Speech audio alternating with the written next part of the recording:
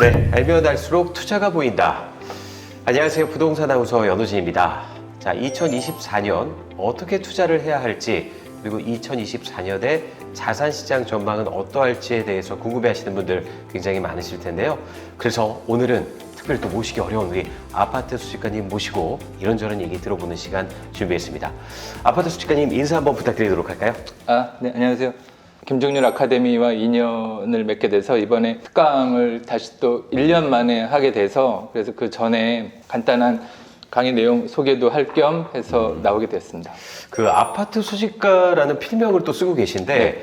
아파트 수집가라고 하시니까 왠지 굉장히 좀 아파트를 많이 이렇게 좀 네, 네. 보유하고 계실 것 같은 느낌이 좀 드는데 네, 맞습니다. 어떠세요?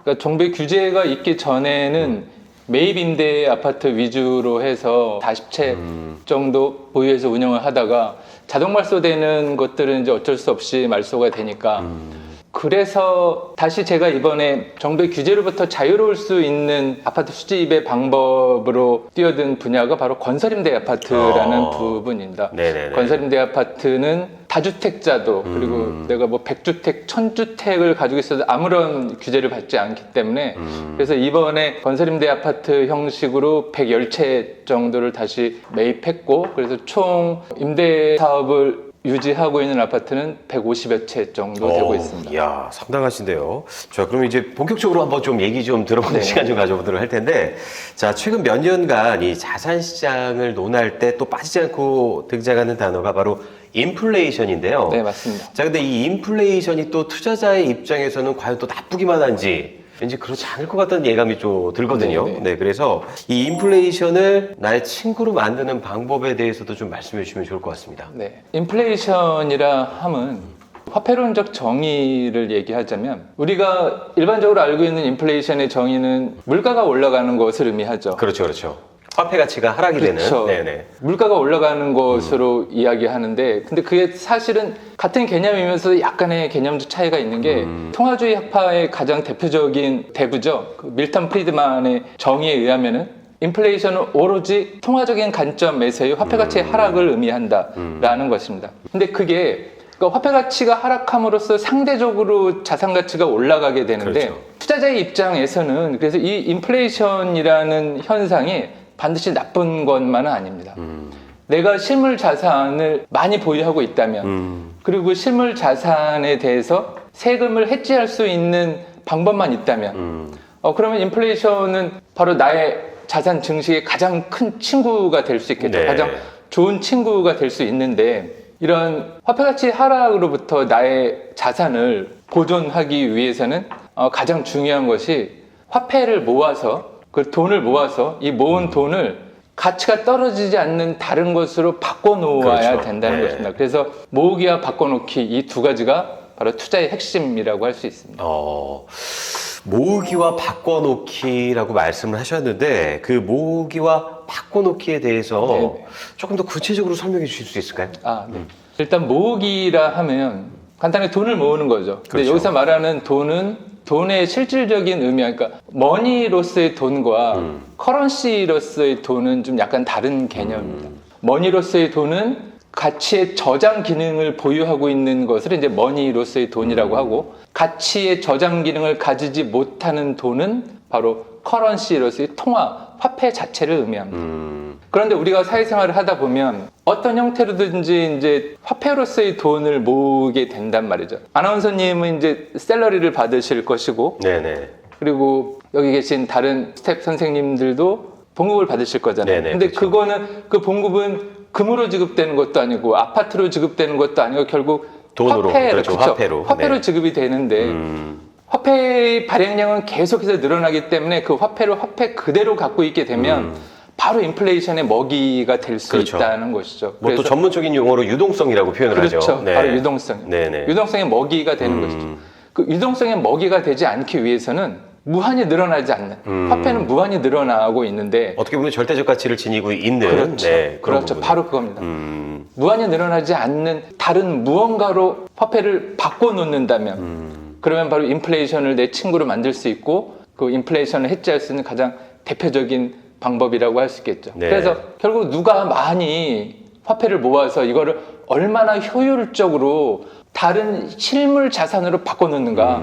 이것이 바로 제가 말씀드리고자 하는 바의 핵심이라고 할 수 있습니다. 아, 지금 하신 말씀을 듣고 나니까 저도 또 생각나는 일화가 있는데 네. 어떤 그 부동산 전문가 분께서도 저한테 예전에 그 하셨던 말씀 중에 네. 뭐 예전이라 그래봐야 뭐 불과 한 1, 2년 전인데 2000년대 초반에 그 강남의 그 음마 아파트 네, 네, 네. 이 시세와 최근의 음마 아파트 시세를 이렇게 비교하면서 딱 보여주셨을 때 10배가 넘는 가격 상승으로 인해서 네. 와, 어떻게 보면은 그 10년을 그냥 그 돈으로만 갖고 있었으면은 이자가 조금 붙어서 그래봐야 조금 더 늘어나겠죠. 그런데 10배, 15배 이상의 가치 상승을 한 부동산을 지니고 있을 때의 갭 차이를 보니까 어마무시하더라고요. 네, 맞습니다. 방금 전에 말씀해 주셨던 그 말씀이 너무 좋은 말씀이세요. 네네네. 그 음마 아파트를 예를 들면서 음마 아파트의 10년 전 가격과 지금의 가격을 비교해서 만약에 그 음마 아파트의 10년 전 가격에 해당하는 화폐를 그대로 들고 있었을 때와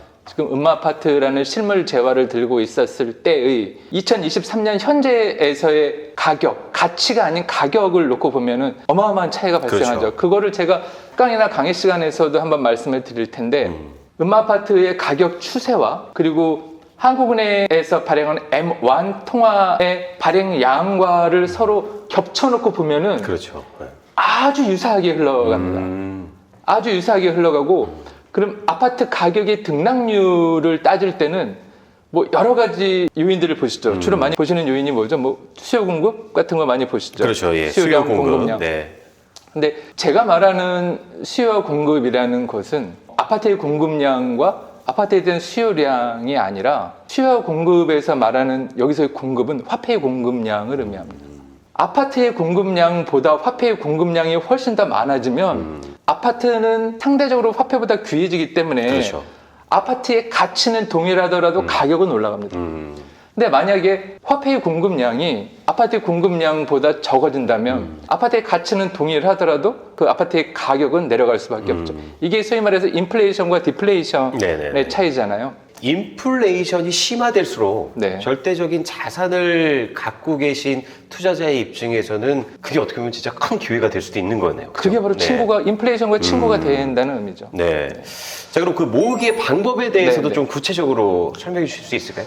모으기 방법에는 돈을 모으는 방법에는 아주 여러 가지가 있습니다. 직장 생활을 하시는 분들은 회사에서 월급을 받으실 거고 장사를 하시는 분들은 이제 장사를 통해서 돈을 벌으실 거고 그거보다 큰 규모의 사업을 하시는 분들은 이제 사업 소득을 얻으실 거고 그리고 전문적인 투자자 그러니까 저 같은 전문 투자자인 경우에는 투자 활동을 통해서 얻어들인 그 투자 소득이 있겠죠. 그런데 이런 여러 가지 소득들이 있는데 저는 그 중에서도 특히 강조하고 싶은 얘기는 바로 패시브 인컴을 많이 만들어야 된다. 이거를 특히 강조드리고 싶습니다. 아, 그러니까 내가 쉬는 동안에도 내 그렇죠. 돈은 또 끊임없이 일해야 된다. 그렇죠. 네. 내가 쉬고 있는 동안, 내가 자고 있는 동안에도 나를 위해서 내 돈이 일해줄 수 있는 시스템을 구축해야 되는 게 그 이유가 왜 그러냐면요. 단순히 내가 놀고 있을 때도 돈이 들어온다는 그런 개념보다는 패시브 인컴을 만들면 만들수록 패시브 인컴은 파이프라인을 굉장히 여러 개 만들 수 있습니다. 그러니까 패시브 인컴을 굳이 한국말로 번역하자면 수동적 소득 정도가 되겠죠. 그러니까 우리가 일을 해서 버는 소득을 뭐 액티브 인컴이라고 해서 뭐 그런 개념이 액티브 인컴이라는 말은 많이 쓰지 않지만 굳이 말을 만들자면 이제 그렇죠. 내가 일을 네. 해서 능동적으로 돈을 버는 거를 이제 액티브 인컴이라고 한다면 흔히 말하는 그 패시브 인컴은 나의 노동력이 투입되지 않고도 나에게 소득을 가져다 주는 것이 소위 말해서 패시브 인컴인데 그러면은 나라는 사람의 노동력을 갈아넣지 않고 소득이 들어오니까 파이프라인을 여러 개 만들 수 있다는 겁니다.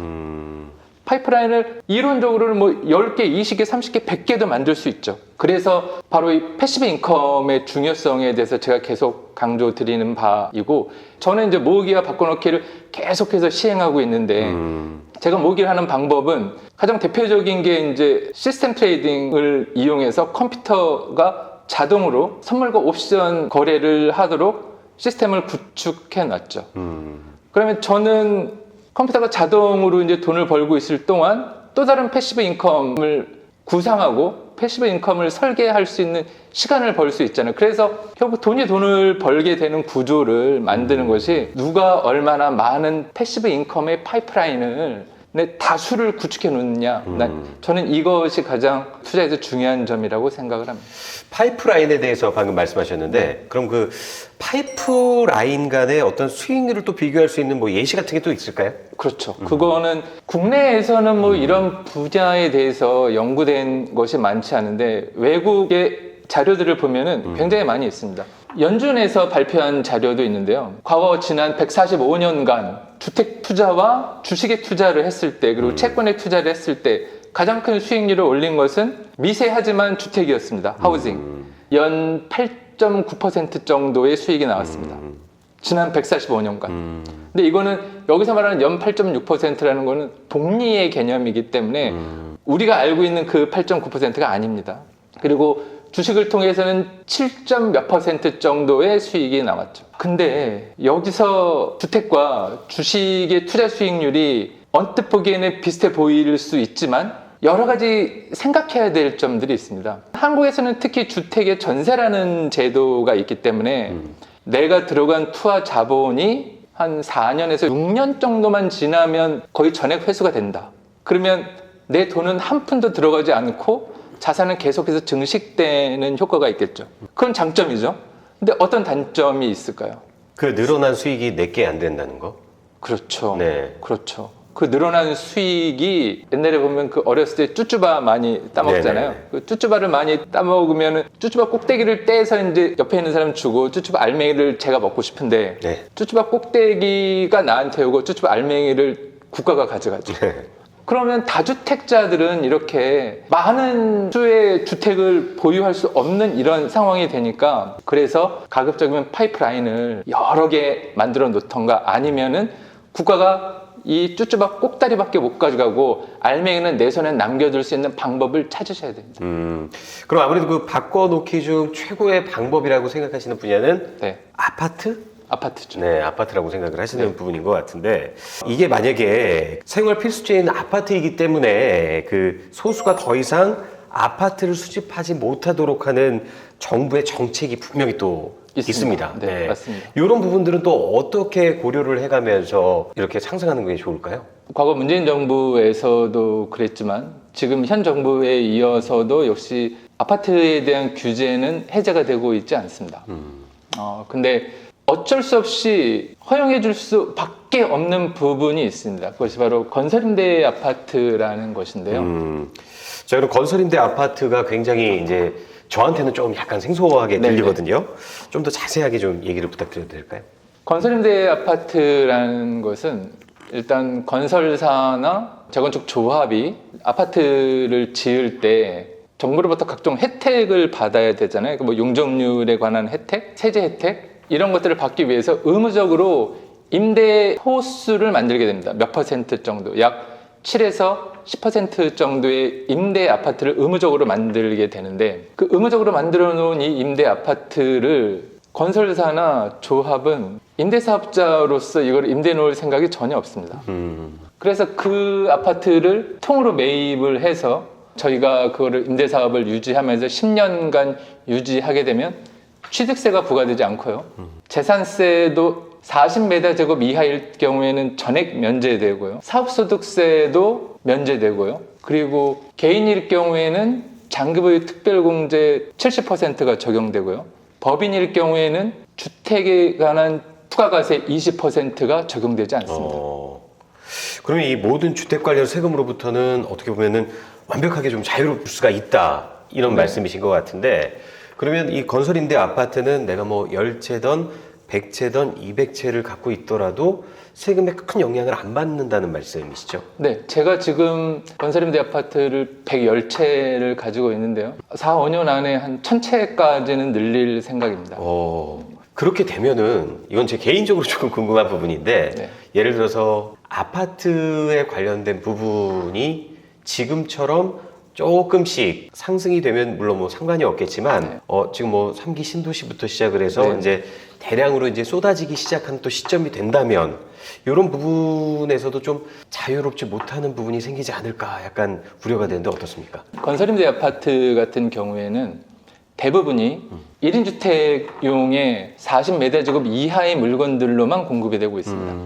결국 이 40m2 이하의 국민주택 규모도 훨씬 밑도는 1인이나 2인 주택용 아파트만 공급이 되기 때문에 이거는 사실 정부가 해결해야 될 일이라는 거죠. 정부가 해결해야 될 주거 공급의 의무를 민간이 지금 해주고 있다는 그 이유로 각종 세제 혜택을 주고 있는데 만약에 이것을 민간이 해주지 않을 경우에 나타나는 여러 가지 사회적인 문제들 글쎄요, 그거를 정부가 감당하면서까지 할 수 있을 돈이 있을 것 같지는 않습니다. 네.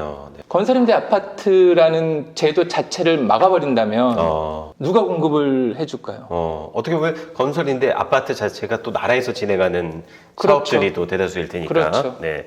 자, 그럼 2024년에 자산시장 예측을 좀 이렇게 한번 해주신다면 어떨까요? 올해 시장이 좀 어떻게 될 것으로 보이는지 궁금합니다.